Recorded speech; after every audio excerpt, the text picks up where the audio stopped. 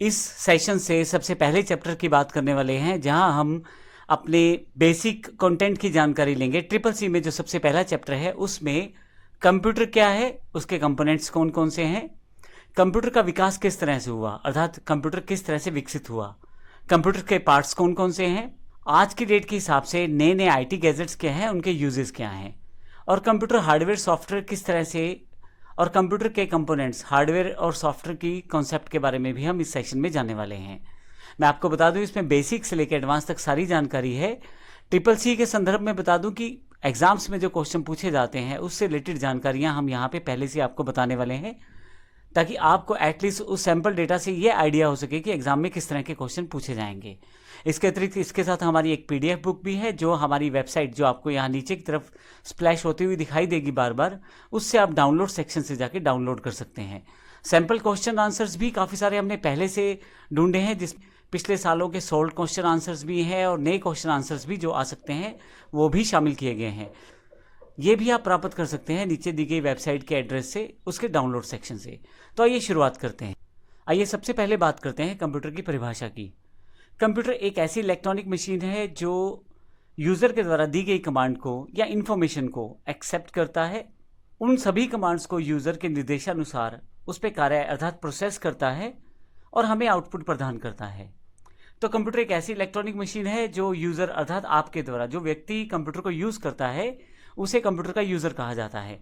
जैसे मैं अपना कंप्यूटर यूज़ करता हूं तो मैं कंप्यूटर का यूज़र कहा जाऊंगा, और यदि आप अपने कंप्यूटर का यूज़ करते हैं तो आप कंप्यूटर के यूज़र कहे जाएंगे। तो जो व्यक्ति कंप्यूटर का यूज़ करता है वह यूज़र कहलाएगा।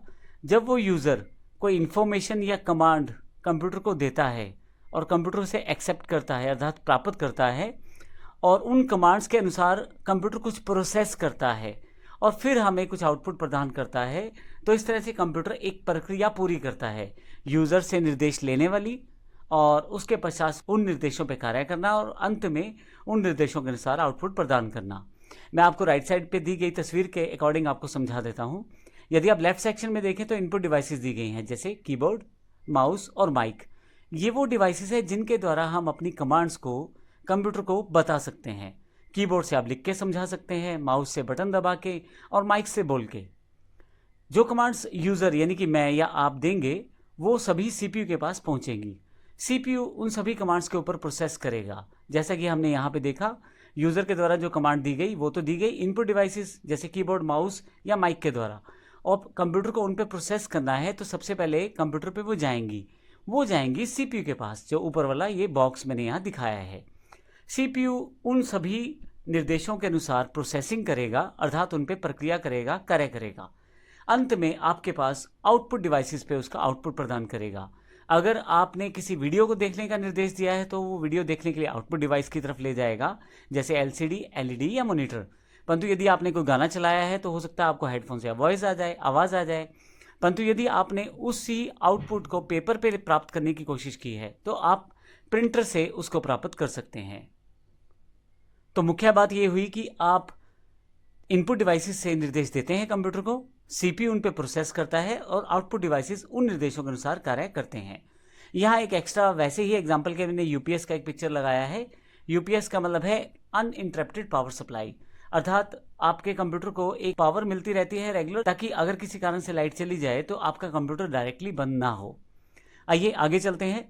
यहाँ मैं दो डेफिनेशन और बता रहा हूँ आपको। कंप्यूटर डेटा को इनपुट के रूप में प्राप्त करता है, यूज़र के द्वारा दी गई कमांड्स के अनुसार प्रोसेस करता है और हमें आउटपुट प्रदान करता है। इसीलिए कंप्यूटर को हम डेटा प्रोसेसिंग यूनिट भी कहते हैं।